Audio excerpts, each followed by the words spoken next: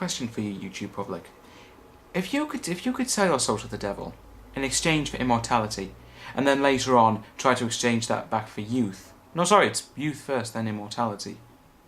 Think whatever, and then but you have a child, and when they turn 16, you have to give them possession to the devil. How would you react in that situation? I know I certainly, I would never exchange it. I would want to have my children to live a happy life and enjoy themselves and hopefully be a good parent. The reason I asked that question was because that's pretty similar to the plot of the next movie I'm going to review, which is The Imaginarium of Dr. Parnassus. Now, I saw this movie back in the October half-term period, and this movie, the main motivation for me to see it was that it was Heath Ledger's last movie. Rest in peace, Heath Ledger. And I've only seen 2 of his previous movies. The first of which was Brokeback Mountain, which I saw a couple of years ago, and that was a pretty powerful moving film. I wasn't the biggest fan of it, but all the same, it's not my type of movie. But Heath Ledger I thought was pretty good in that. Now, and of course he created my favourite villain of all time. And I mean of all time, of any movie I've seen, at least at this point. Which is, of course, the Joker in The Dark Knight.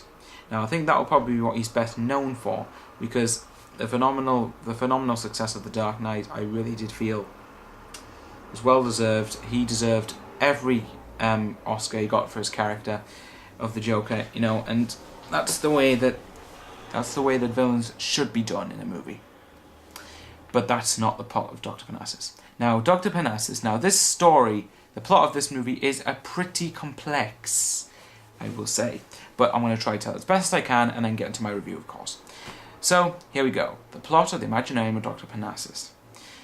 Plot of the film. Now, it starts out with a typical, actually not so typical, I keep using that word over and over again.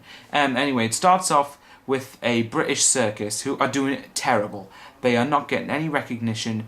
Everyone who's seen their shows either hates it, just walks away, or demands their money back.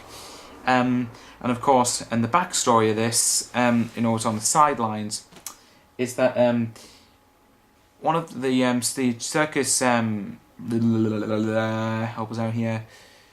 Anyway, the daughter of the father who sold his soul to the devil. She's obviously in one of the acts in the circus. But anyway, like I say, her father sold his soul in possession for the devil. Exchanged for youth, I think it was, or immortality. Then he exchanges it for youth again, or immortality, in exchange that she is officially the devil's possession when she turns 16. Meanwhile, they come across this little loner named Tony, portrayed by Heath Ledger, Johnny Depp, Jude Law, and Colin Farrell. And you may think he's a nice guy, is he? Not so sure. You have to watch the movie to find out. So basically, but then he gets them recognition for the circus, what they try to do, and they get tons and tons of money. Or at least they get some positive recognition for a change. And later on as the movie progresses, you find out more backstory than you might think. Anyway, again, not the best plot synopsis I've ever done, but let's get into the review, of course. Now, Terry Gilliam has directed this. Finally, I know the director's name. Terry Gilliam directed Dr. Parnassus. I've not seen any of his other work. I only heard about him after seeing this film. Would I check some of his other work out? Possibly, but after seeing this movie, which I actually admit, I will be honest, it was a bit of a disappointment for me. But let's get into the reasons why. The acting, besides Heath Ledger, Johnny Depp, Jude Law, and Colin Farrell, are exceptionally weak. The whole British circus, including Vern off Big Brother, hate that show. But anyway, Vern off the Celebrity Big Brother, he was on it. A couple of other people were on it. They were terrible. I have to say, they were terrible. Their lines were just so one-dimensional. You could tell they were just reading it off the page. It didn't seem as though you were connecting with the character. And frankly, I wanted the whole circus just to die, even though that doesn't actually happen in the film. But, I really think that they could have easily been improved for performance-wise. Heath Ledger, for the scenes he's in, he's brilliant. As Tony, is a mischievous kind of character, and you can clearly feel that there's something not quite right about him, but you also can't help but trust him at the same time. Johnny Depp, Jude Law, and Colin Farrell, after Heath Ledger passed away, they replaced him in their roles, and they did a pretty good job filling in, although personally I think they should have just stuck with Johnny Depp, because it might have been a bit of a better choice. But that aside, now what do I think of, what are the pros and cons of the film? Pros, let's get rid of the pros first, and you can tell I'm keen to get into the cons. Right, pros about the film. The film is visually stunning. The effects are so creative, and they really just blow you away. I mean, I was blown away the first time I saw it.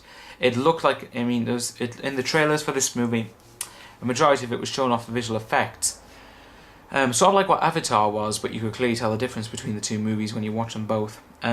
But with this one, sorry, but with this one, like I say, the effects really do blow you away.